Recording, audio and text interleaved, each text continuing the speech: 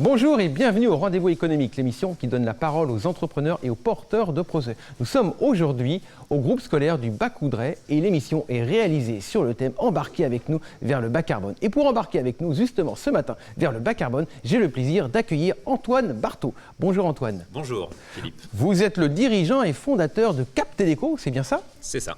Alors capter les économies rapides sur la consommation énergétique, c'est votre leitmotiv. Mais ça signifie quoi exactement?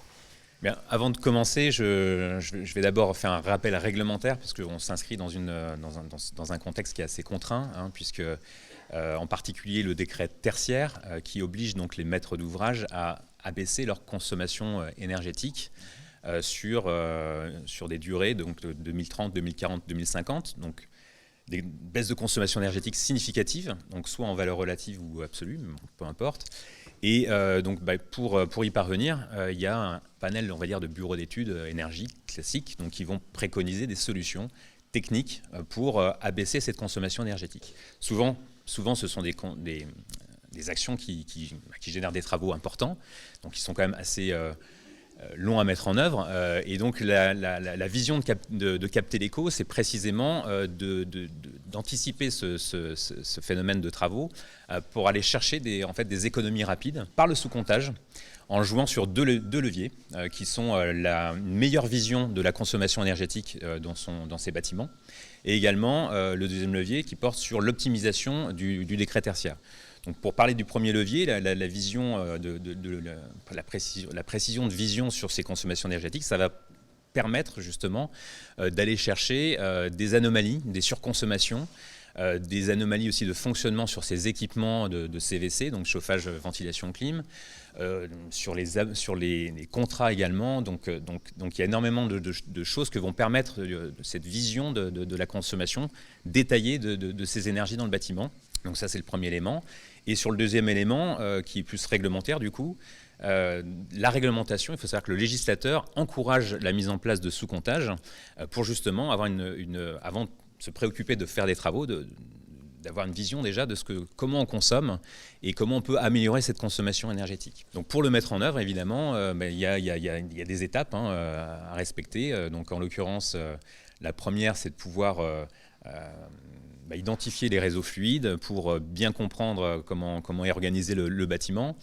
Donc ça appelle effectivement des compétences spécifiques. Donc pour définir des indices de performance énergétique, pour les suivre ensuite et décider d'action.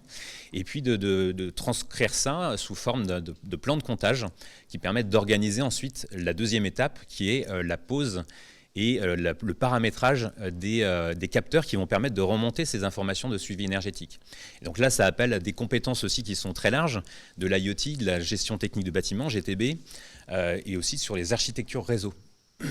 Et la finalité, donc, qui est la troisième étape finalement, c'est de pouvoir avoir la vision et donc de retranscrire toutes ces informations en les vulgarisant sous la forme d'une plateforme web donc, qui nous permet de piloter ces indicateurs. Ok, pouvoir piloter ces indicateurs. Parfait. Alors que représente justement le label bas carbone pour vous?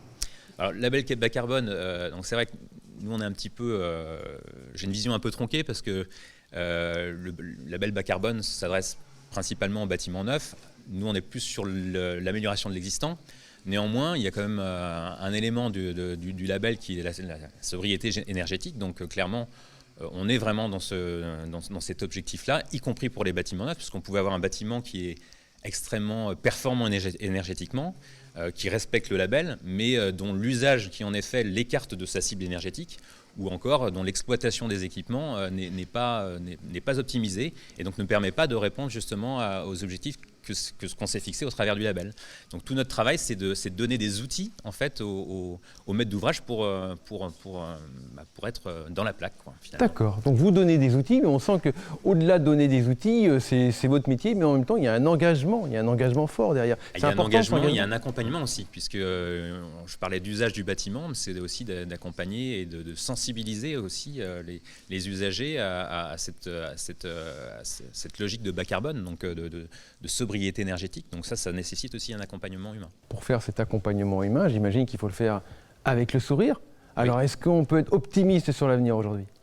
Alors moi, j'ai toujours été optimiste de nature, mais c'est vrai que c'est pas toujours évident. Enfin, faut reconnaître que voilà, quand on suit l'actualité, on voit sortir des rapports qui ne sont pas très engageants, mais néanmoins, il faut être optimiste parce je trouve qu'il y a énormément d'émulation, il y a énormément croissance exponentielle de l'écosystème d'entreprises qui participent justement à ce changement. Donc je crois en l'intelligence humaine, je crois à l'innovation aussi collective, donc de l'ingénierie, etc., qui vont nous permettre, j'espère, de renverser la tendance.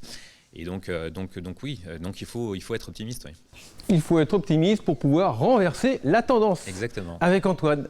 Merci beaucoup Antoine. Merci à vous.